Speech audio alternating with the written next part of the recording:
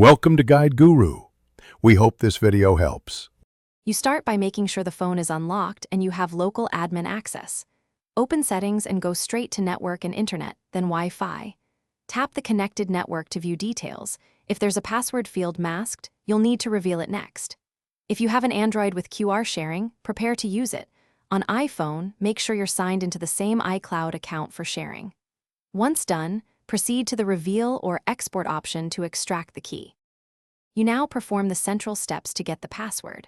On modern Android, tap Share to generate a QR code and either scan it with another device or copy the displayed password. This reveals the key.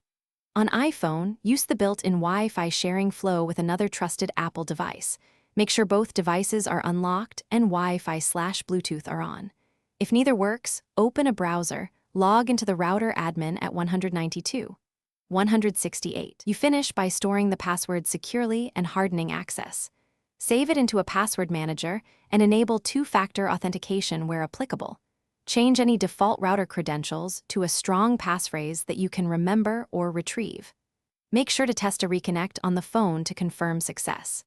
If something goes wrong, a simple troubleshooting step is to reboot the router and the phone, then retry the QR share or router login. This resolves most temporary networking or permission issues quickly.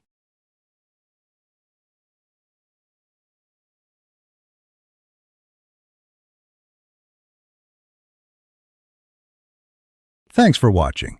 Consider subscribing if we helped you today.